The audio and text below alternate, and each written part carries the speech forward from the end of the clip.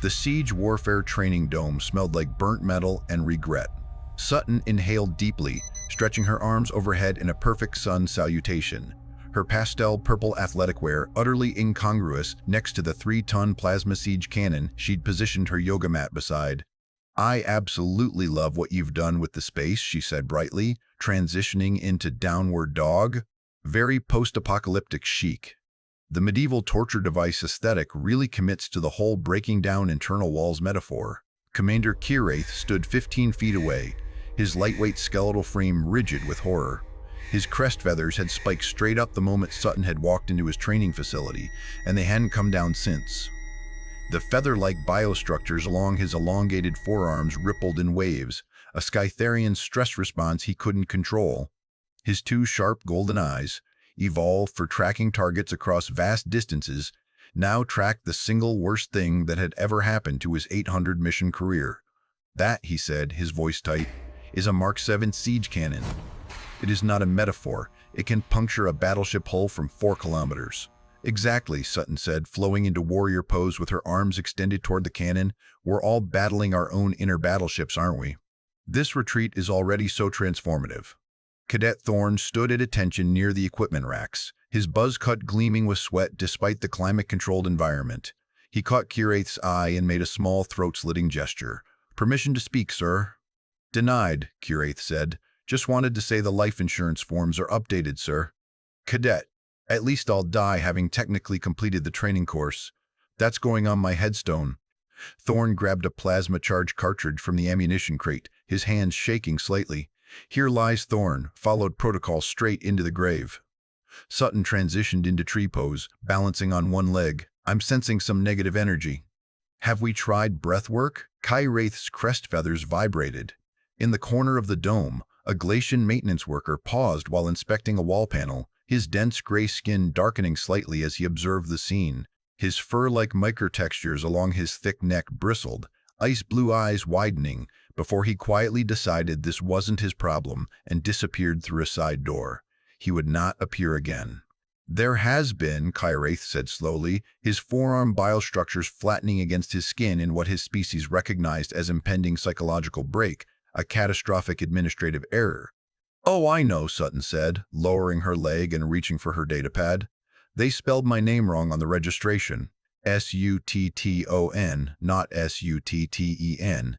But honestly, after you've achieved inner peace, spelling becomes so materialistic." "You were supposed to be," Kiraith continued, pulling up a holographic display with his elongated fingers, "at the Serene Siege Wellness Retreat. Station 7, meditation yurts, calming mineral baths, no weaponry." "Right, yes." Sutton nodded enthusiastically. "This is that. This is Station 9, Military Siege Warfare Certification. We teach soldiers how to reduce fortified positions to rubble." "Love the commitment to the metaphor." Sutton smiled, pulling her arms behind her back in a shoulder stretch. "Reducing our emotional fortifications to rubble so we can rebuild ourselves. When does the sound bath start?" Thorne loaded the plasma charge into a handheld launcher with practiced efficiency. "Sir, I think the sound bath starts when that cannon fires and we all experience permanent hearing loss." "Cadet, you're not helping." "Not trying to help, sir.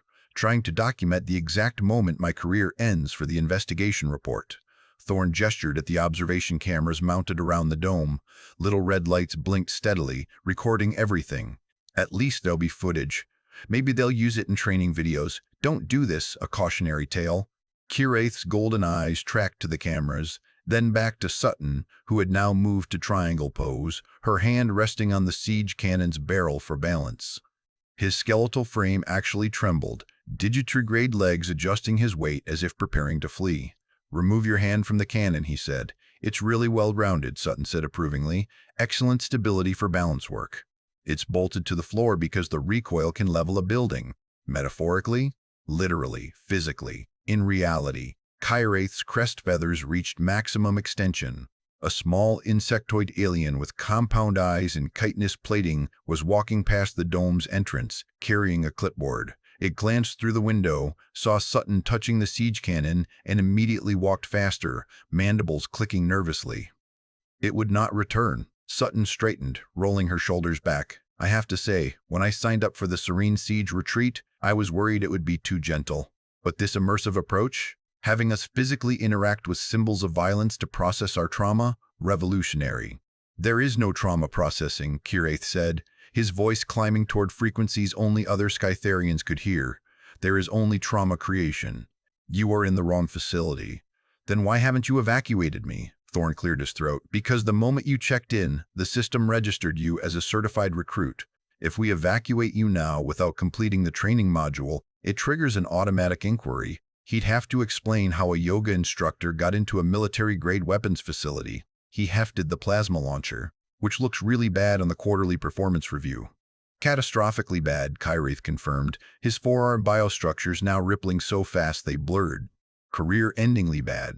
So we're all trapped in here together, Thorn said cheerfully, like a family. A family that's about to be vaporized by military ordnance because of clerical incompetence. Sutton clasped her hands together. What a beautiful bonding opportunity.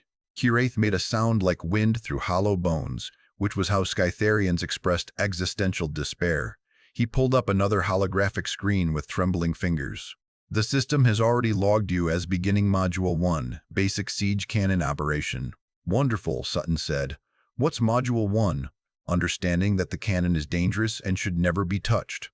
Too late for that, Thorn muttered. Kiraith's eyes fixed on Sutton with the intensity of a predator that had just realized the prey was actually a grenade with the pin pulled. I need you to step away from the cannon, slowly, without touching anything. Of course. Sutton took a step back, her foot catching on a floor-mounted cable. She stumbled, her hand shooting out to catch herself on the nearest solid object, which was the cannon's activation panel. The panel lit up with a cheerful chirp. A targeting hologram projected from the cannon's barrel, painting a bright red crosshair on the far wall. The siege cannon's power core began to hum, a deep vibration that rattled teeth and promised imminent violence. Oh, Sutton said, looking at the pretty lights. Did I do that? Kiraith's crest feathers went perfectly flat, then shot straight up again. Thorn, emergency shutdown, now. Thorn sprinted across the dome toward the control panel, his boots hammering against the floor. He slammed his palm against the emergency cutoff switch. Nothing happened. Sir, the activation override requires a code. 4479. Thorn punched in the numbers. The panel beeped angrily and flashed red. Access denied. It's asking for instructor biometrics. The cannon's hum increased in pitch. The targeting crosshair steadied on the reinforced wall, which would technically hold against the blast, but would also create a shockwave that would rupture eardrums and probably collapse the observation booth above them, where Kiraith could now see several superior officers gathering to watch the training session. His career wasn't ending. It was actively being executed in real time. I've got this, Sutton said calmly, approaching the cannon again. Sometimes technology just needs a gentle touch. Do not touch it again, Kiraith shrieked, his voice hitting frequencies that made the metal wall panels ring. Negative energy won't solve this. Sutton placed both hands on the cannon's control interface, her fingers moving across buttons with the confident randomness of someone who had never seen a weapon before and assumed it worked like a juice blender. The targeting system recalibrated. The crosshair swung wildly across the dome, tracking over Thorn, then Kiraith, then settling on a structural support beam. Thorn dove behind an equipment crate. That's load-bearing. What does that mean? Sutton asked, still pressing buttons. It means if the cannon hits it, the ceiling comes down, and we all die. Huh, Sutton tilted her head thoughtfully. Seems counterintuitive for a training exercise. The cannon's charging sequence hit 90%. A pleasant automated voice announced, firing in 10 seconds. Please clear the target area. Kiraith's digitigrade legs launched him across the dome in 3 powerful strides, his lightweight skeletal frame moving with the speed his species was evolved for. He reached the cannon just as Sutton pressed what she probably thought was a cancel button, but was actually the manual trigger override. Wait, she said brightly, I think this one means... The cannon fired. The sound wasn't a boom so much as a fundamental alteration of physics. The plasma charge screamed across the dome in a streak of white light, missing the support beam by centimeters and punching through the reinforced wall like it was tissue paper. The shockwave hit immediately after a wall of compressed air that threw Sutton backward onto her yoga mat, sent Thorn rolling across the floor behind his crate, and caused every single piece of unsecured equipment in the dome to become airborne for exactly 2 seconds before crashing back down. The cannon's barrel glowed cherry red. Smoke curled from the perfectly circular hole in the wall, through which they could now see into the adjacent hallway where a startled reptilian alien with green scales and a long tail stood frozen mid-step. A coffee cup raised halfway to its mouth. It stared at them. They stared back. Then it turned and ran, scales clicking against the floor, tail whipping behind it as it fled. It would not be seen again. In the observation booth above, Kyraith could see his superiors gesturing frantically. One was already pulling up what looked like incident report forms on a holographic display. Alarms began to wail throughout the station. Sutton sat up on her yoga mat, hair slightly singed, looking around with genuine confusion. Was that the gong? For the meditation session? That was a siege cannon, Kyraith said quietly, his voice hoarse. His forearm biostructures had stopped rippling entirely, now hanging limp in what Scytherian medical text described as shock-induced paralysis. You just fired a military-grade siege cannon inside a training facility? Right. Sutton nodded slowly, processing. Is that bad? Thorn emerged from behind his crate, uniform covered in dust, bleeding from a small cut on his forehead. There's a hole in the wall the size of a transport pod. The alarms are screaming. I can see our commanding officers filing paperwork that will end all of our careers. He laughed, the sound slightly unhinged. So yes, bad is one word for it. But look, Sutton said, pointing at the hole. It's perfectly circular. That's actually really impressive craftsmanship. The precision required to... The cameras, Kyraith said suddenly, his golden eyes snapping to the observation units mounted around the dome. The red recording lights blinked steadily, documenting everything. They're recording this. They'll see that I let an unqualified civilian operate a siege weapon. They'll see that I failed to stop her. They'll see... He didn't finish the sentence. His elongated arm shot out to the nearest control panel, his fingers flying across the interface with desperate speed. What are you doing? Thorn asked. Killing the cameras. Kyraith's crest feathers quivered. If there's no footage, I can claim equipment malfunction. System glitch. Spontaneous weapon discharge due to maintenance failure. Sir, that's tampering with official military surveillance. I'm aware, Cadet. They'll court-martial you. They'll court-martial me anyway. At least this way, there's a chance they won't figure out exactly how bad it was. Kyraith's fingers stabbed the final command. Throughout the dome, every camera's red light flickered once, then went dark. In the observation booth, his superiors looked up from their paperwork, confused. There, Kyraith said, his voice hollow. Done. I think this is a breakthrough moment, Sutton said earnestly, getting to her feet and brushing plasma residue off her yoga pants. We've literally broken through walls. We've shattered our limitations. This is exactly the kind of explosive release I was hoping for from this retreat. Thorn stared at her, then at Kyraith, then at the smoking hole in the wall. I want it on record that I maintained protocol throughout this entire disaster. There is no record, Kyraith said, his crest feathers now drooping in defeat. I just destroyed it. The alarm continued to wail. Through the hole in the wall, they could hear running footsteps and shouted commands as security teams mobilized. In approximately 30 seconds, this room would be flooded with armed personnel demanding explanations that Kyraith absolutely could not provide. Sutton rolled out her yoga mat again, apparently unbothered by the chaos. Should we do some grounding exercises before the next activity? I'm sensing a lot of tension in the room. The next activity, Thorn said, is probably our arrest. Wonderful, Sutton said, sitting cross-legged on her mat. I've always wanted to try a silent meditation retreat. Kyraith's forearm biostructures rippled once more, a final spasm of horror before complete system shutdown. His crest feathers hung limp. His golden eyes had gone slightly unfocused, staring at nothing in particular, processing the absolute totality of his career's destruction. The doors to the training dome burst open. Security personnel in tactical gear flooded in, weapons drawn, shouting commands that nobody could hear over the alarms. Sutton raised her hand cheerfully, waving at them like they were fellow retreat participants arriving late to class. And somewhere deep in Station 9's administrative offices, a computer system cheerfully updated Sutton's training file, marking her completion of Module 1, Basic Siege Cannon Operation. Status: exceeded expectations.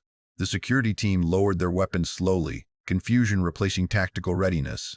The lead officer, a human with more scars than face, looked at the hole in the wall, then at Sutton sitting peacefully on her yoga mat, then at Kyraith, whose crest feathers had achieved a flatness previously thought medically impossible. Stand down, the officer said into his comm unit. It's... I don't know what it is. He backed out of the dome, shaking his head. Above my pay grade. Sutton smiled warmly. Namaste. The officer left faster. Curate's hands trembled as he pulled up a holographic display, his elongated fingers struggling with the interface. The system has registered the cannon discharge as part of the training protocol.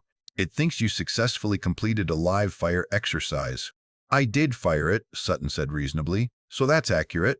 You weren't supposed to fire it, you're not supposed to be here. You're not even supposed to know what a siege cannon is. His voice had gone quiet, the kind of quiet that suggested internal screaming. I need to get you out of this facility before... The dome's communication system crackled to life. A crisp voice echoed through the space. Commander Kyrath, report to administration immediately. Bring the recruit. Thorn winced. That's Admiral Vesk's voice. He only uses that tone when someone's about to lose their pension. I don't have a pension anymore, Kyrath said distantly. I have regrets and documentation of failure. His digitigrade legs carried him toward the exit with the enthusiasm of someone walking to their own execution. Cadet Thorn, escort her to administration. Sir, yes, sir. Thorn grabbed his helmet, then paused.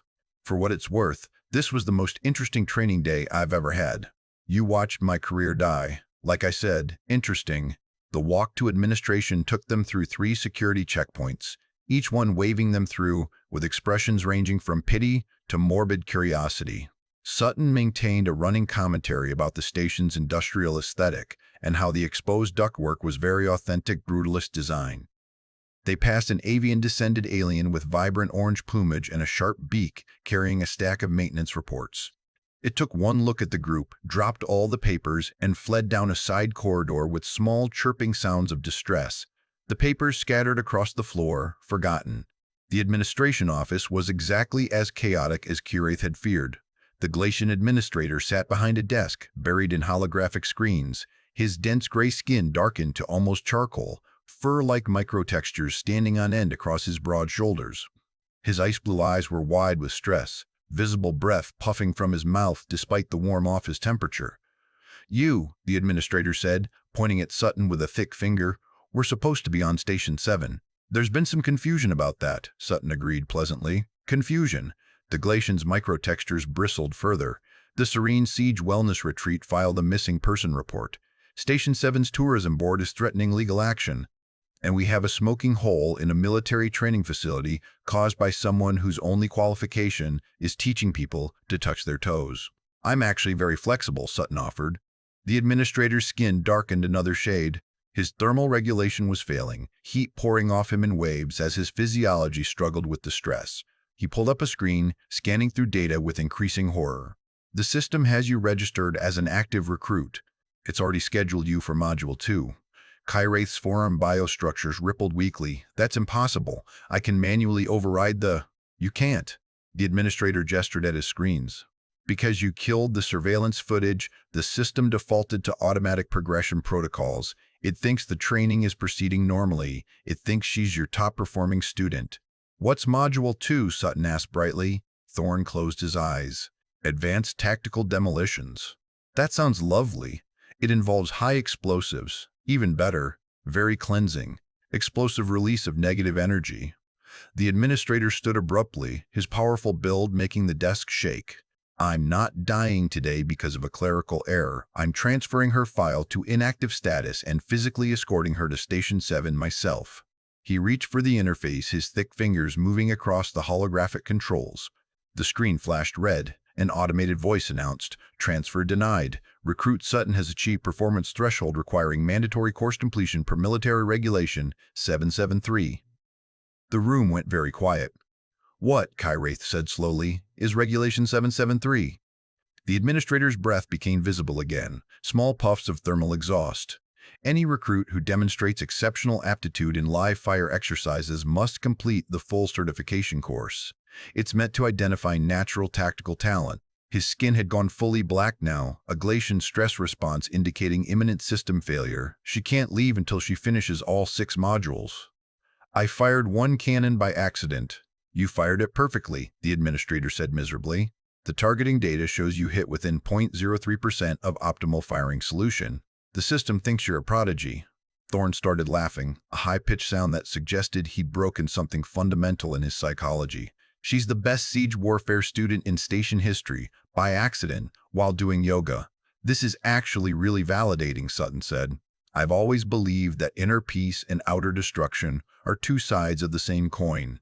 Kyreth's crest feathers quivered once, then went still. His golden eyes had taken on a glazed quality. How many modules has she completed? According to the system, she's starting Module 2 in 20 minutes. Can we fail her out? Not without footage showing incompetence, which you deleted. The administrator sat back down heavily, his chair creaking under his dense frame. We're locked in. She has to complete the course, or we all get flagged for training protocol violations. A small crystalline alien with multifaceted eyes passed by the open office door, pulling a cleaning cart. It glanced inside, saw the glacian's blackened stress state, and immediately reversed direction, its crystalline body refracting light as it fled. The cleaning cart rolled away forgotten. Sutton stood, brushing off her yoga pants. Well, if I have to finish the course, we should get started. I have a sound bath scheduled for next week that I really don't want to miss. You're not taking this seriously, Kyreth said. I'm taking it exactly as seriously as it deserves. You're teaching people to break things. I teach people to put themselves back together. It's basically the same thing in reverse. It's absolutely not the same thing. Agree to disagree. Sutton headed for the door. Where's Module 2? Thorn caught up with her in the hallway, Kyreth trailing behind like a ghost of his former self. They walked past the equipment armory, where Sutton paused to admire a rack of plasma charges. These are gorgeous, she said, reaching out. Don't touch those, Kyreth said automatically, his voice hollow, just appreciating the craftsmanship. She moved on, humming softly. The tactical firing range was worse than the dome. It was a long corridor lined with mounted siege cannons of increasing size, each one capable of progressively more catastrophic destruction. Targeting screens flickered with simulated fortress walls. Ammunition crates were stacked along the walls. The days since last incident sign had been manually changed to 0, with "Thanks Sutton" scrawled underneath in angry handwriting. Module 2, Kyreth said lifelessly, covers sustained fire patterns and ammunition conservation. You're supposed to learn when to fire and when to hold position. That's basically breath control, Sutton said, knowing when to inhale and when to exhale. I can do this. She approached the nearest cannon, a mid-range plasma artillery piece. The control panel lit up at her touch, recognizing her biometric data from the earlier disaster. Thorn positioned himself behind a reinforced barrier.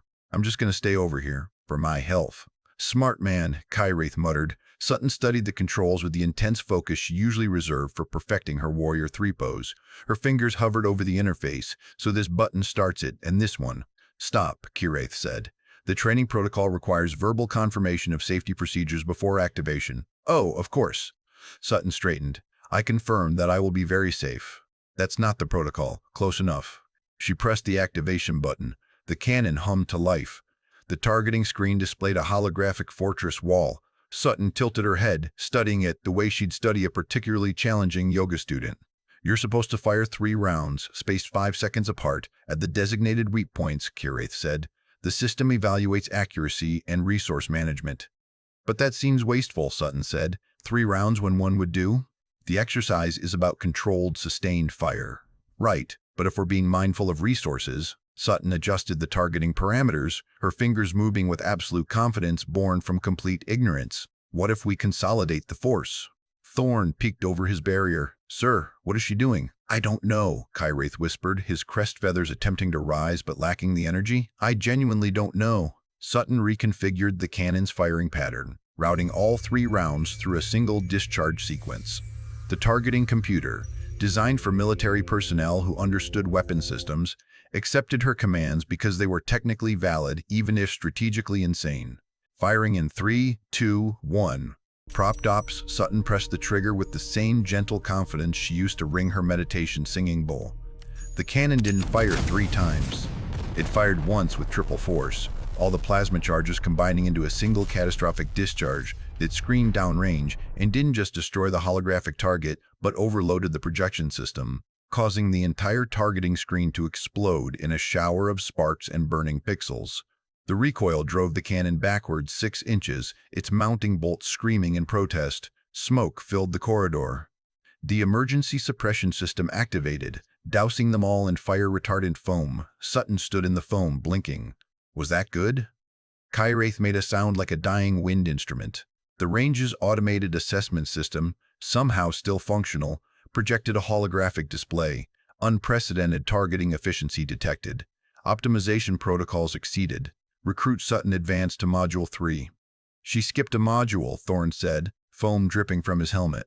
She broke the cannon so hard she skipped ahead. A maintenance worker with tentacle-like appendages and bioluminescent skin entered the corridor, saw the destroyed targeting screen and foam-covered personnel, and immediately backed out while making clicking sounds of negation. It would file the repair request remotely. They proceeded to Module 3. Module 3 was in a sealed chamber designed for close-quarters siege equipment testing. Sutton took one look at the breach charges and nodded approvingly. These look like they'd be very satisfying. "You're not supposed to find demolition satisfying," Curaith said. His voice had gone completely monotone.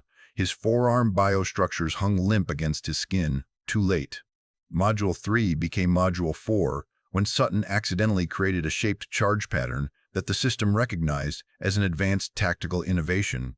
Module 4 became Module 5 when her intuitive approach to plasma regulation inadvertently solved a heat dissipation problem that had plagued military engineers for 3 years. Thorne stopped taking notes and started writing what looked like a will. By the time they reached Module 6, the final certification, Curaith had achieved a state of emotional numbness that his species' medical texts called the quiet place beyond panic. His crest feathers hung completely limp. His golden eyes stared at nothing. He simply existed, watching his own irrelevance unfold. Module 6 was defensive siege protocols. Sutton was supposed to demonstrate understanding of how to fortify against incoming attacks. Instead, she lay down on her yoga mat in the center of the chamber and began her final relaxation pose, arms spread, eyes closed, breathing deeply. "What are you doing?" Curaith asked without feeling. "Corpse pose," Sutton said peacefully. "It's the most important part of any practice. Complete surrender. Letting go of control." She looked utterly serene. Thorne checked his datapad. "Sir, corpse pose is making the system think she's simulating casualty assessment." "Of course it is. And now the system is running defensive protocols to protect the downed operator. The chamber's automated defense systems activated, blast shields deployed, defensive turrets extended from the walls. The entire station's siege defense network came online, treating Sutton's relaxation exercise as a combat situation requiring maximum protection. Alarms wailed across all 9 decks. Emergency bulkheads sealed. In the command center, officers scrambled as their systems showed a full defensive lockdown initiated by a recruit in her final certification test. Sutton breathed deeply, completely at peace, while the station tore itself apart trying to protect her. "She's done it," Thorne said, almost admiringly. "She's activated a base-wide defense protocol by taking a nap." "This is my life now," Curaith said to no one. "This is what I've become." The system completed its assessment. Holographic text appeared. Module 6 complete. All protocols exceeded. Recruit Sutton certified for advanced siege warfare operations. Commendation recommended. Sutton opened her eyes, smiling. "That was wonderful, truly transformative. I feel so centered." The station slowly powered down from its defensive state. Bulkheads opened, turrets retracted. Officers began the long process of filling out incident reports that would never adequately explain what had happened. 48 hours later, Sutton stood in the station's main hangar, holding an official military siege warfare certification with her name spelled correctly. Curaith stood beside her, his transfer to archival services already processed. His crest feathers would never rise again. "Thank you so much for this experience," Sutton said warmly. "The retreat was everything I hoped for. Very intense, but the breakthrough moments made it worthwhile." "You destroyed 3 weapon systems and caused a station-wide lockdown," Curaith said without emotion. "Growth is rarely comfortable." She smiled, checking her datapad. "Oh, I should leave a review. Let's see. Serene Siege Retreat exceeded expectations. Instructors were dedicated despite obvious personal struggles. Facilities were authentic and immersive. The explosive release techniques were particularly effective. 5 stars. Would recommend to anyone seeking life-threatening relaxation." She posted the review, tagged the wrong station, and headed for her transport. Thorne, now the station's newest siege warfare instructor, watched her go. "I survived," he said quietly. "I don't know how, but I survived." Curaith's forearm biostructures rippled once, feebly. "We didn't survive. We're just still moving." 3 weeks later, Sutton's retreat business tripled its bookings. Her tagline, "Life-threatening relaxation," became inexplicably popular. She had no idea why. And on Station 9, in a quiet archive room, Curaith filed paperwork with the steady efficiency of someone who had transcended caring. His crest feathers stayed flat. His golden eyes saw nothing but forms and regulations. He had achieved peace through complete psychological dissolution. Somewhere in the cosmos, the universe laughed. 6 months later, Sutton received a message that her application for Advanced Serene Siege Techniques Level 2 had been approved. She smiled, packing her yoga mat and pastel purple outfit, excited to explore what she assumed would be crystal meditation caves and herbal tea ceremonies. The transport coordinates led her to Station 9. In the archives, Curaith's datapad chimed with an incoming notification. He looked at the screen with his permanently flat crest feathers and hollow golden eyes. The message read, "Recruit Sutton scheduled for arrival, 1400 hours, advanced certification course. Your expertise requested." His forearm biostructures didn't even ripple. He'd transcended physical responses to horror. Thorn, now running the siege warfare program with the detached efficiency of someone who stopped fearing death, stood in the training dome reviewing equipment. His newest batch of cadets had a 60% pass rate, which was actually an improvement. He credited his teaching philosophy, "If you survive, you pass." The dome's doors opened. Sutton walked in, yoga mat under her arm, breathing deeply. Oh, wonderful. They kept the same aesthetic, very committed to brand consistency.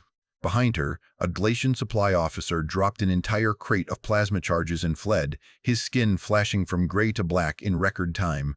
He would retire the following week. Thorn looked at Sutton. Sutton looked at Thorn. His eye twitched, the nervous habit he'd developed from their last encounter. "Cadet Thorn," Sutton said warmly. "Or is it Instructor Thorn now? How lovely." "Instructor," he confirmed. "And yes, lovely, that's the word I'd use." His hand moved unconsciously toward the emergency shutdown controls. In the archives, Curaith closed his datapad, packed his minimal belongings, and submitted his early retirement paperwork. His crest feathers hung limp as he walked past the training dome one final time, saw Sutton setting up her mat beside a siege cannon, and kept walking without breaking stride. Some battles he'd learned, you just surrendered to. The station's days since last incident, signs still read 0. It would stay that way.